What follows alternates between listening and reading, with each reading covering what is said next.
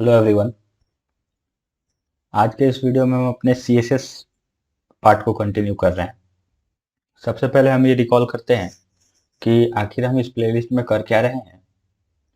तो हम इस प्लेलिस्ट में .chm फाइल बनाने के लिए जो जो चीज़ें सीखने की ज़रूरत है, हम इस प्लेलिस्ट में उसको कवर कर रहे हैं। तो ये प्लेलिस्ट का वीडियो नंबर है 6 और CSS का है पार्ट नंबर 3। चलिए देखते हैं आज हम इस वीडियो में क्या कवर करेंगे। तो मैं आपको आज CSS टेबल्स के बारे में बताऊंगा, CSS पोजीशन और Z इंडेक्स के बारे में बताऊंगा, CSS टेक्स्ट और फॉन्ट्स ये बताऊंगा। तो चलिए वीडियो को स्टार्ट करते हैं। सबसे पहले हम देखते हैं CSS टेबल्स को। ये इसके पहले की जो वीडियोज हैं जो मैंने अपलोड कर रखी हैं, उसमें एक मैंने HTML टैग्स के बारे में वीडियो बनाया था। तो उसमें मैंने आपको एक टेबल क्रिएट करके दिखाया था। वो टेबल जो दिख रहा है यहाँ पे HTML टेबल, ये टेबल ऐसा था। लेकिन ये टेबल दिखने में अच्छा नहीं है, इसकी लुक एंड फील अच्छी नहीं है, जिसके कारण हम इसको बिजनेस पर्पज से यूज नहीं कर सकते। तो इसके लिए मैंने आज एक CSS टेबल्स का एग्जांपल लेके आया हूँ यहाँ पे, जो मैं आपको CSS टेबल्स दिखाऊंगा। मैं CSS टेबल क्यों बता रहा हूँ, क्योंकि हम जो .chm फाइल क्रिएट करेंगे उसमें टेबल का भी यूज करेंगे। इसीलिए मैंने आपको इस टेबल के बारे में अभी बताया है। तो चलिए अपने टेक्स्ट एडिटर पर चलते हैं। टेक्स्ट एडिटर पर चलने के बाद यहाँ पे एक मैंने फोल्डर बना रखा था, वही फोल्डर है जो मैं इस वीडियो सीरीज में कंटिन्यू कर रहा हूँ। इसको मैंने किया। ये सब कुछ मैंने आपको बता रखा है कि ये कैसे क्रिएट करना है। ये मैंने इसमें एक बेसिक HTML का सिंटेक्स भी लिख के रखा है। तो सबसे पहले हम अपने टेबल को क्रिएट करते हैं। टेबल को क्रिएट करने के लिए मैं यहाँ पे लिखता हूँ सबसे पहले टेबल और टेबल टैग ओपन, और ये मैंने किया टेबल टैग क्लोज। ठीक है, इसके अंदर मैं देता हूँ TR। टीआर क्या होता है? Table row. ये सब मैं पहले भी बता चुका हूँ, तो अगर आपने ये सब वीडियो नहीं देखा है तो आप जाके उसको कंटिन्यू कीजिए। टेबल रो बनाया मैंने। टेबल रो के अंदर एक मैं लिखता हूँ टेबल हेड, और इसको मैंने किया क्लोज। ओके, और यहाँ पे मैं लिखता हूँ फर्स्ट नेम। ओके, और मैं इसको कॉपी करता हूँ। कॉपी करके मैं लिखता हूँ यहाँ पे, और ये हो गया आपका लास्ट नेम, और ये हो गया आपकी सेविंग। ठीक है, यहाँ पे मैंने लिखा सेविंग। और इसके बाद एक मैं और रो बनाता हूँ। यहाँ पे TR लिखा मैंने, टेबल रो, और ये मैंने लिखा TR। ओके, ये लिख के मैं इसमें एक देता हूँ TD, मतलब टेबल डेटा, और ये लिखा मैंने TD। इसको मैंने किया क्लोज। ओके, इसमें मैं फर्स्ट नेम में दे देता हूँ राम, और इसको मैं कॉपी करता हूँ। कॉपी करने के बाद यहाँ पे किया पेस्ट, और ये हो गया पेस्ट। यहाँ पे मैंने लिखा राम कुमार। ओके, और इनकी सेविंग जो है वो लेट सपोज 1000। ओके, और ये इसको मैंने कर दिया पेस्ट। 2 3 4। ओके, ये 4 बार मैंने कर दिया पेस्ट। अब सबसे पहले अपने चलते हैं पेज पे। पेज पे आने के बाद इसको मैं राइट क्लिक करके ओपन विथ करता हूँ गूगल क्रोम। मैंने गूगल क्रोम किया, यहाँ पे एक टेबल दिख रहा है, यहाँ पे ये टेबल क्रिएट हो चुकी है। ओके, टेबल में अभी बॉर्डर नहीं है। मैं अभी ये टेबल में बॉर्डर नहीं दे रहा, CSS सीधे मैं करता हूँ अप्लाई। ओके, तो मैं यहाँ पे क्या लिखता हूँ, टेबल पे मुझे करना है CSS अप्लाई। मैंने लिखा टेबल। टेबल लिख के मैं यहाँ पे आके, और इसको मैं विड्थ दे देता हूँ लेट सपोज कितना, 50%। ये मैंने दिया 50%, और इसकी हाइट मैंने दे दी। हाइट भी मैं, नहीं इसमें हाइट की जरूरत नहीं है। हाँ ठीक है, अभी इतना ही समझते हैं। बाकी मैं और क्या करता हूँ, मैं टेबल हेडर और टेबल डेटा पे CSS अप्लाई कर रहा हूँ और यहाँ पे मैंने लिखा टेक्स्ट अलाइन सेंटर, ठीक है, टेक्स्ट अलाइन मैंने लिखा है सेंटर, और इसकी पेडिंग, ये सारी प्रॉपर्टी मैंने आपको पहले वाली वीडियोज में बताई थी, तो ये सब समझने में आपको कोई प्रॉब्लम नहीं जाएगी। 8 पिक्सल है ये, ओके। और एक मैं क्या करता हूँ, TD को फिर से एक बैकग्राउंड कलर देता हूँ। ये है आपकी बैकग्राउंड कलर प्रॉपर्टी, और इसमें मैं लिखता हूँ हैश, और ये F2 ये हैश प्रॉपर्टी होती है कलर की। मैंने जब आपको बताया था तो उसमें रेफरेंस बताया था कि इसको आप कहाँ से पढ़ सकते हैं। अब मैं क्या करता हूँ, यहाँ पे लिखता हूँ बैकग्राउंड कलर। ये मैं इस पे फिर टेबल हेडर पे सेट करता हूँ, TD TH लिखा मैंने टेबल हेडर, और यहाँ पे लिख के मैं अपनी वही बैकग्राउंड प्रॉपर्टी, बैकग्राउंड कलर को मैंने किया लेट सपोज ग्रीन, ओके। और अब मैं लिखता हूँ कलर व्हाइट, ओके। ये मैंने CSS की कोडिंग की है अभी, और यहाँ पे एक टेबल को किया है क्रिएट। अब मैं करता हूँ कंट्रोल S करके अपने ब्राउजर पे आके और इसको किया रिफ्रेश। देखिए ये आप देख रहे हैं एक टेबल मैंने अभी क्रिएट कर दिया, CSS की टेबल है ये। तो ये जो HTML की टेबल थे उससे काफ़ी अच्छी अभी दिख रही है। तो बाकी मैं अब टेबल के बारे में थोड़ा समझा भी देता हूँ आपको। देखिए ये टेबल रो है, अ, तो एक रो में ये हेडर पार्ट को दिया गया है और बाकी अलग अलग रो में इस डेटा पार्ट को दिया गया है। तो मैंने टेबल की विड्थ रखी है 50%, और उसके बाद लेट्स सपोज कि आप इसको मार्जिन देना चाहते हैं, ठीक है, तो मैं लिखता हूँ मार्जिन, लेफ्ट से मैं लिखता हूँ 25%, ये हो गया 25%, ओके। 25% लिखने के बाद मैं आता हूँ यहाँ पे, ये देखिए टेबल बीच में आ चुका है। तो अभी टेबल के बारे में समझा होगा। ये बस मैंने ये टैग टैग में स्टाइलिंग की है, और ये जितनी भी प्रॉपर्टी मैंने लिखी है ये सब मैं आपको बता चुका हूँ पहले ही। तो ये टेबल मैंने क्रिएट करके दिखाया आपको, और ये टेबल को हम अपने प्रोजेक्ट में भी यूज करेंगे, तो इस टेबल को आप प्रैक्टिस कीजिए। बाकी अब हम अपने अपने मेन टॉपिक पे आते हैं। मेन टॉपिक पे आने के बाद ये है CSS पोजीशन एंड इंडेक्स।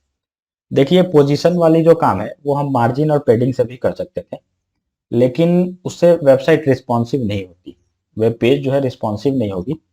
उसके लिए हम पढ़ते हैं CSS पोजीशन और जेड इंडेक्स को। जेड इंडेक्स पोजीशन की प्रॉपर्टी नहीं है, लेकिन इसे भी हम समझेंगे। आइए समझते हैं यहाँ पे क्या डेफिनेशन लिखा हुआ है। सबसे पहले the position property specify the type of positioning method use for an element. ये एलिमेंट को पोजीशन करने के लिए इसको यूज किया जाता है। ये 5 तरह की होती है। इसमें हम स्टैटिक, रिलेटिव, फिक्स और एब्सोल्यूट आज 4 को पढ़ेंगे। ये स्टिकी जो है ये इतना यूज होता नहीं, तो ये मैं आपको नहीं बताऊंगा। अगर आपको इसे पढ़ना है तो आप वो सेम रेफरेंस पे जाके इसको पढ़ सकते हैं। ये चारों प्रॉपर्टी पढ़ने से पहले मैं आपको ये नीचे समझाता हूँ। Elements are then position using the top, bottom, left and right properties. तो जब भी आप पोजीशन की वैल्यू दे रहे हैं, जैसे रिलेटिव, फिक्स, एब्सोल्यूट दे रहे हैं, तो आप ये टॉप, बॉटम, लेफ्ट और राइट प्रॉपर्टी को यूज कर पाएंगे। However this property will not work unless the position property is set first. जब तक आप सेट नहीं कर रहे हैं, जैसे पोजीशन इक्वल टू रिलेटिव नहीं लिख रहे हैं, तो आप टॉप, बॉटम, लेफ्ट और राइट को यूज नहीं कर सकते। They also work differently depend on the position value. ये प्रैक्टिकली ज्यादा हमें समझ में आएगा। बस मेरा ये कहने का मतलब था कि जब तक आप पोजीशन में रिलेटिव, फिक्स, एब्सोल्यूट या स्टैटिक नहीं देते हैं, तब तक आप टॉप, बॉटम, लेफ्ट और राइट को यूज नहीं कर पाएंगे। सबसे पहले हम समझ लेते हैं ये स्टैटिक जो है क्या होता है। तो स्टैटिक डिफॉल्ट होता है। अगर आप कोई पोजीशन प्रॉपर्टी नहीं देते हैं तो वो बाय डिफॉल्ट स्टैटिक होगा। Static positioned element are not affected by the top, bottom, left and right property. अगर आप उसको स्टैटिक लिख देते हैं पोजीशन स्टैटिक, तो आप ये टॉप बॉटम लेफ्ट और राइट प्रॉपर्टी को यूज नहीं कर सकते। यहाँ पर है रिलेटिव। रिलेटिव को समझते हैं, element with position relative is position relative to its normal position. मतलब जो भी पेज पे कंटेंट है, जब उस पे रिलेटिव को सेट करेंगे तो वो उसी जगह से सेट होगा। ये अभी अगर आप डेफिनेशन से नहीं समझ पा रहे हैं तो कोई इसमें प्रॉब्लम वाली बात नहीं, जो प्रैक्टिकल देखेंगे तो ये बखूबी आपको समझ में आ जाएगी। अब हम देखते हैं फिक्स्ड के बारे में। An element with fixed position relative to the viewport which means it's always stay in the place even the page is scrolled. Top right bottom and left property are use position the element. ये simple English में लिखा हुआ है कि ये fixed रहता है position में। ये सभी एग्जांपल देखेंगे तो समझ में आएगा, थ्योरी से उतना समझ में आता नहीं। तो हम सीधा ये समझने के लिए अपने चलते हैं टेक्स्ट एडिटर पे। टेक्स्ट एडिटर पे ही ज़्यादा समझ में आएगी। तो ये मैंने टेबल अभी बताया था आपको, इसे मैं अब करता हूँ डिलीट। डिलीट कर दिया मैंने टेबल को, और तो ये हो गया टेबल डिलीट। अब हम सबसे पहले क्या समझते हैं, सबसे पहले हम समझेंगे अपने पोजीशन प्रॉपर्टी जो है स्टैटिक, जो डिफॉल्ट होता है, इसके बारे में समझते हैं। तो स्टैटिक को समझाने के लिए मैं सबसे पहले क्या करता हूँ कि आपका बॉडी पार्ट में एक डिव बनाता हूँ। ये लिखा मैंने यहाँ पे डिव। डिव मैंने पहले बताया था ये कितना यूज होने वाला है, इसका यूज अब आप देख रहे होंगे। इसको लेट सपोज मैंने लिखा D1, ओके, और इसको मैंने किया क्लोज। ये हो गया डिव क्लोज, ओके। और इसमें मैं कुछ भी टेक्स्ट लिख देता हूँ, जैसे हेलो लिखा मैंने। स्टाइलिंग में आता हूँ और इसको मैंने आईडी दिया है तो लिखूंगा हैज। हैज देके मैं लिखता हूँ D1, क्योंकि मैं इस पे स्टाइल अब सेट करने जा रहा हूँ। और ये मैं लिख रहा हूँ यहाँ पे, इसकी लेट सपोज विड्थ दे देता हूँ मैं 20%, ओके। और इसका हाइट में दे देता हूँ लेट सपोज 20%, ओके। और इसका मैंने बैकग्राउंड कलर जो है वो दे दिया रेड, ओके। अभी इतने को आते हैं पेज पे, देखते हैं क्या हो रहा है यहाँ पे। ये हो गया, देखिए एक डिव बन के आया यहाँ पे और उसके अंदर हेलो लिखा हुआ, ठीक है। अभी तक कोई प्रॉब्लम नहीं। यहाँ पे मैं लिखता हूँ पोजीशन। पोजीशन को मैंने किया है स्टैटिक, ठीक है। ये हो गया स्टैटिक। स्टैटिक लिखा, अब मैं लिखता हूँ लेफ्ट।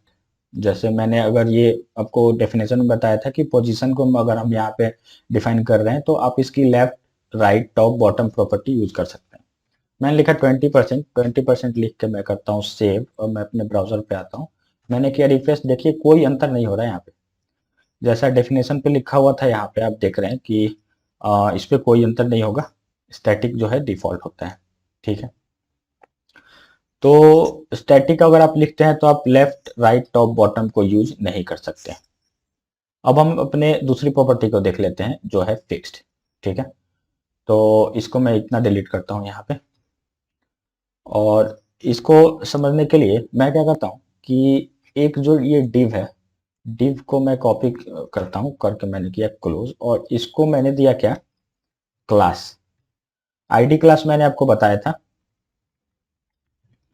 आईडी क्लास क्या होता है, तो ये इसको मैंने आईडी दिया और इसका नाम दे देता हूँ D2, ओके, कोई प्रॉब्लम नहीं। और इसको मैंने कॉपी किया, कॉपी करके मैं इसे करता हूँ paste paste paste paste paste. मैंने इसको काफ़ी बार पेस्ट कर दिया, अब मैंने गिना भी नहीं कितनी बार किया है, लेकिन कर दिया, ठीक है, कोई प्रॉब्लम नहीं इसमें। तो मैंने आपको बताया था कि क्लास पर अगर आप कोई डिज़ाइन सेट करना चाहते हैं तो लिखते हैं आप डॉट और उस क्लास का नाम। जैसे इस केस में है D2। D2 लिखा मैंने, D2 लिख के यहाँ पे करता हूँ, लेट सपोज 20% है ये। अब मैं आता हूँ, इसको कॉपी करके यहाँ पे किया मैंने पेस्ट, और इसको मैं कलर दे देता हूँ ग्रीन। ग्रीन दिया मैंने। ग्रीन देने के बाद अब इतना देखते हैं ब्राउजर पे क्या हो रहा है, ठीक है। आप ये देख रहे हैं स्क्रॉल आ चुका है यहाँ पे। ये स्क्रॉल नहीं लाना चाह रहा था मैं आपको फिक्स समझाने के लिए, तो स्क्रॉल आ चुका है। अब मैं क्या करता हूँ कि जो ये विड्थ है इसको मैं कर देता हूँ 100%, ओके। और ये कर देता हूँ मैं, लेट्स सपोज 10%। ओ सॉरी, ये हो गया 10% किया मैंने। अब आके मैं करता हूँ रिफ्रेश, ये देखिए जो 100% किया वो यहाँ पर आ रही है। अब ये मैं स्क्रॉल कर रहा हूँ तो वो रेड ऊपर चला जा रहा है। ठीक है, कोई प्रॉब्लम नहीं यहाँ पे। अब मैं आता हूँ यहाँ पे अपने टेक्स्ट एडिटर पे। आने के बाद मैं इसकी पोजीशन जो है सेट करता हूँ और इसको मैं लिखता हूँ फिक्स्ड। ये लिखा मैंने फिक्स्ड और किया मैंने सेव। ओके, सेव किया। अब आके यहाँ पे देखिए मैंने किया रिफ्रेश। रिफ्रेश करने के बाद मैं स्क्रॉल कर रहा हूँ, देखिए रेड ऊपर का ऊपर ही है, लेकिन बाकी पेज स्क्रॉल हो रहा है। ये काफी वेबसाइट पे आपने देखा होगा ऐसा कि ऊपर में जो है जो मेन्यू होते हैं वो फिक्स रहते हैं। वो ऐसे ही आप बना सकते हैं इसको। तो हमने अपना पोजीशन देख लिया। इसमें आप इसमें आप ये जो है लेफ्ट राइट टॉप बॉटम भी यूज कर सकते हैं, इसको आप करके देखिए।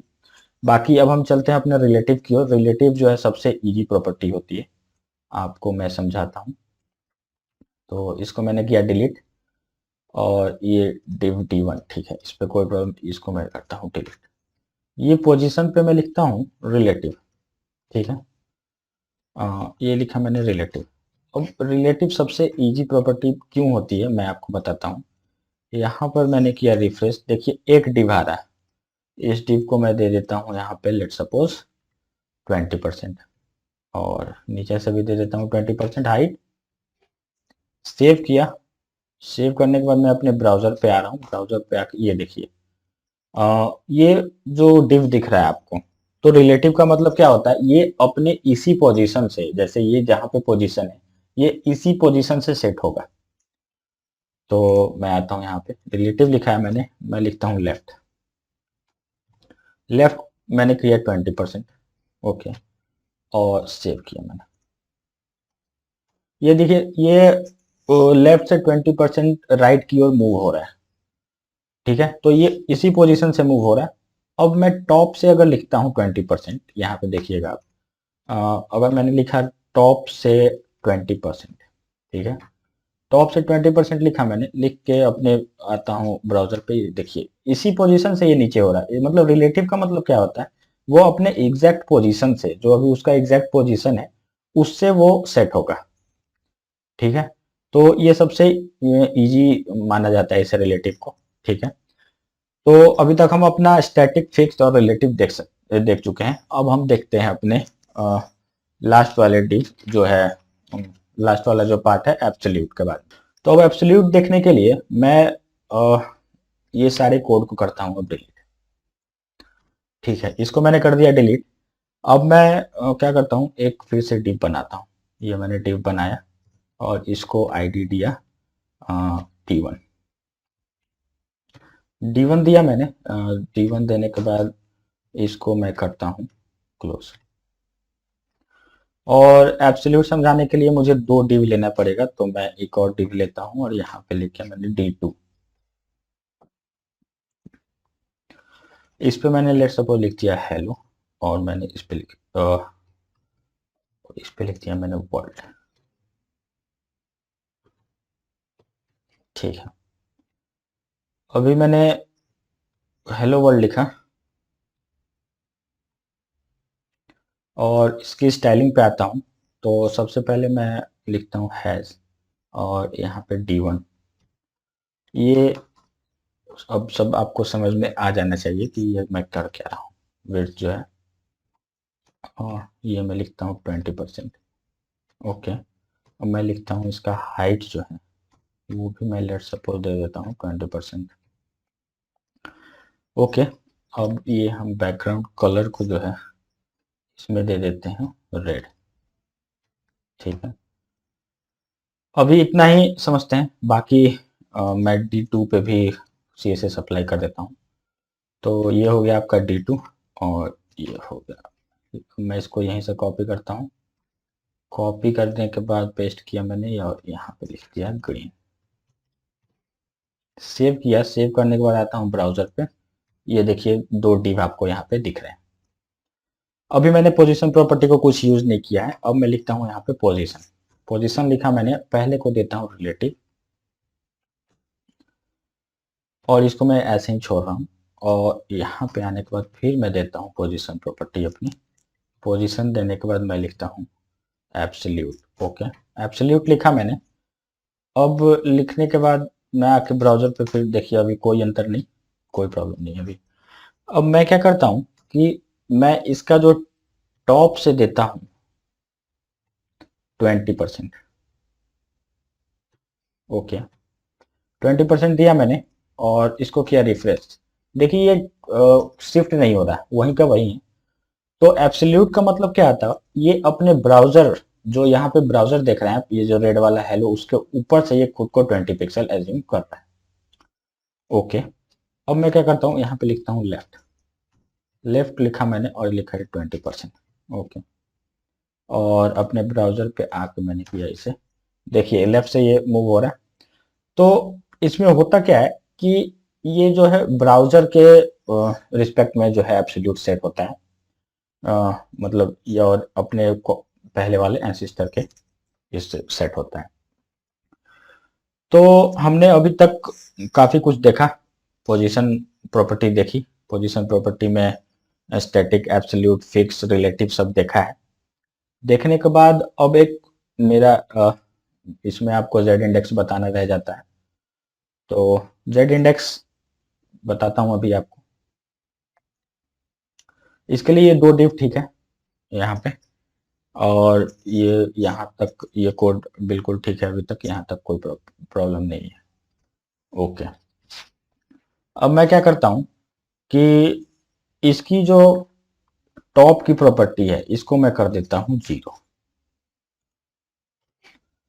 इसको मैंने किया 0%। 0% करने के बाद आप, मैं रिफ्रेश करता हूँ, देखिएगा, देखिए वर्ल्ड जो है ऊपर आ रहा है। ये जो रेट था ये पहले लिखा है, लेकिन ये 0% मैंने दिया है क्योंकि अब आप समझ रहे हैं कि एब्सोल्यूट जो है वो यहाँ पे ब्राउजर के रिस्पेक्ट में से पोजीशन हो रहा है। तो अब मैं आता हूँ यहाँ पे, और आने के बाद मैं क्या चाहता हूँ इस पे कि ये जो रेड हो ये मुझे ऊपर दिखे। तो इसके लिए मैं यूज करूंगा अपने जेड इंडेक्स प्रॉपर्टी को। ये लिखा मैंने जेड इंडेक्स, लिख के मैं लिखता हूँ इसकी वैल्यू 0 से 1 तक होती है, तो मैंने लिखा 1। 1 लिख के मैंने किया, मतलब मैं इसे सबसे प्रायोरिटी पे रखना चाहता हूँ। अब आप, मैं रिफ्रेश करूंगा, देखिए रेड जो है वो ऊपर आ गया, देख रहे हैं आप। तो जेड इंडेक्स के बारे में भी अब हम समझ चुके हैं। तो अभी तक हम काफी कुछ समझ चुके हैं। अब हम आते हैं अपने पीपीटी पे। ओके, अब आज मैं आपको बताता हूँ CSS टैग्स और CSS फॉन्ट के बारे में। तो यहाँ पे कुछ खास लिखा हुआ नहीं है, ये सब भी प्रैक्टिकल समझ में आएगा। इसमें से हम कुछ पहले देख चुके हैं, जैसे ये background colour, colour text alignment, ये सब देख चुके हैं। आज ये सब जो प्रॉपर्टी, ये सब मैं आपको दिखा रहा हूँ। मैं कुछ दिखाऊंगा, बाकी आपको जो है खुद से प्रैक्टिकल करके देखना होगा। तो यहाँ पे ये फॉन्ट स्टाइल होता है, फॉन्ट वेट, फॉन्ट साइज, ये सब मैं अभी पोजिशन आपको करके दिखाता हूँ, तब हमें इससे ज़्यादा समझ में आएगा। इसके लिए हम क्या करते हैं कि ये सभी चीज़ों को अभी करते हैं डिलीट। ओके, और ये यहाँ पे भी करते हैं डिलीट। डिलीट करने के बाद ये हो गया आपका, ये हो गया डिलीट। ओके, अब हम सबसे पहले क्या करते हैं, बॉडी में एक लिखते हैं, लेट सपोज H1 हेडिंग लिखा मैंने, और लिखता हूं मैं हेलो हेडिंग। ओके, ये मैंने लिखा और इसको मैंने कर दिया क्लोज। तो अभी मैं इतना ही छोड़ के आपको समझाता हूँ। अभी मैं आता हूँ अपने पेज पे, आने के बाद मैंने किया इसे, देखिए यहाँ पे हेलो हेडिंग आ रहा। अब मैं इसकी स्टाइलिंग कर रहा हूँ। तो H1 लिखा मैंने, और लिखने के बाद यहाँ पे इसका मैं जो बैकग्राउंड कलर दे देता हूँ, ये दे देता हूँ ब्लू। ये ब्लू दिया, कलर लिख रहा हूँ मैं, और इसको मैं देता हूँ वाइट। ओके, वाइट देने के बाद अभी इतना ही समझते हैं। आए, मैं अपने ब्राउजर पे आने पर इसको किया रिफ्रेश, ये आप देख रहे हैं। इसके बाद मैं अपने text, sorry text alignment property को मैं दे देता हूँ सेंटर। इसकी और भी वैल्यूज होती हैं, तो आप उसको प्रैक्टिकल में, मैंने जो आपको अभी पीपीटी में दिखाया था, उस वो वैल्यूज होती हैं, आप उसको प्रैक्टिकल में यूज कीजिए और समझिए चीज़ों के हो क्या रही। यहाँ पे लिखा मैंने, ये देखिए ये बीच में आ रहा, कोई प्रॉब्लम, अभी तक सब ठीक चल रहा है। ठीक है, मैं अब क्या करता हूँ, एक आपको दिखाता हूँ टेक्स्ट डेकोरेशन। टेक्स्ट डेकोरेशन की भी वैल्यू होती है, 3-4 वैल्यू होती है उसकी, पीपीटी में जाके देखिए आप। और यहाँ पे मैं इसको लिख देता हूँ, लेट सपोज अंडरलाइन। अंडरलाइन लिखा मैंने, लिखने के बाद आता हूँ ब्राउजर पे और ये हो गया आपका, देखिए ये अंडरलाइन हो गया, टेक्स्ट प्रॉपर्टी अंडरलाइन हो चुका है। अब मैं क्या करता हूँ, इसको मैं करता हूँ चेंज, मैं इसको लिखता हूँ स्मॉल एच और इसको मैं लिखता हूँ स्मॉल एच। अब मैं लिखता हूँ अपना एक प्रॉपर्टी टेक्स्ट ट्रांसफॉर्म। ठीक है, ये टेक्स्ट ट्रांसफॉर्म देख रहे हैं आप, यहाँ पे लिखा मैंने इसे कैपिटलाइज्ड। इसका मतलब क्या होता है, जो भी आपने लिखा है उसका first letter, camel code, camel case notation आप समझते होंगे, तो ये आता है।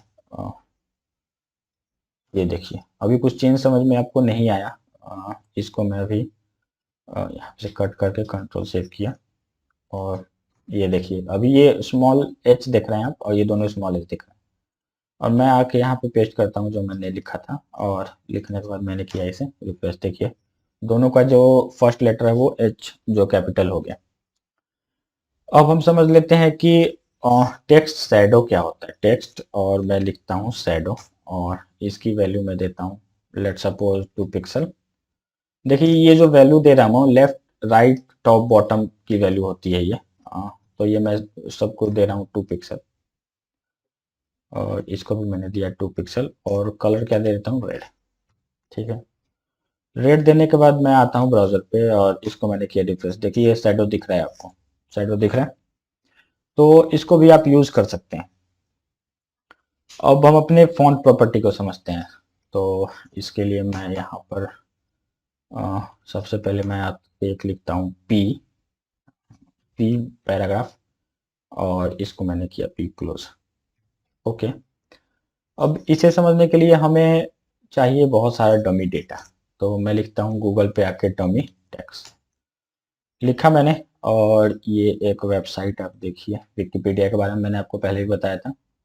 यहाँ से मैं कुछ टेक्स्ट कर लेता हूँ, ये लॉरेंस के वेबसाइट पे मैं आया और ये मैंने कर लिया कॉपी, कॉपी करके आता हूँ और इसको मैंने कर दिया यहाँ पे पेस्ट। ओके, कंट्रोल सेव किया और मैं आता हूँ अपने इस ब्राउज़र पे, ये देखिए यहाँ पे आ चुका है। अब मैं आपको समझाता हूँ सबसे पहले फ़ॉन्ट साइज़ के बारे में। मैं चाहता हूँ कि ये जो पेज है ये अभी ठीक से समझ में आ नहीं रही, तो इसे मैं कुछ इसको फ़ॉन्ट साइज़ को लार्ज करना चाहता हूँ। तो मैं आता हूँ अपने टेक्स्ट एडिटर पे, आने के बाद सबसे पहले मैं लिखता हूँ पी, क्योंकि मैं पैराग्राफ पे स्टाइलिंग कर रहा हूँ।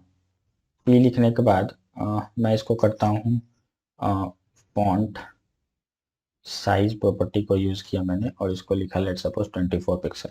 ओके, 24 पिक्सल लिख के मैंने किया सेव, सेव करने के बाद ये देखिए सही दिख रही है। अब एक टेक्स्ट अलाइनमेंट लेफ्ट राइट होता है और एक जस्टिफाई को समझते हैं, ये हमें यूज़ करना होगा अपने प्रोजेक्ट में।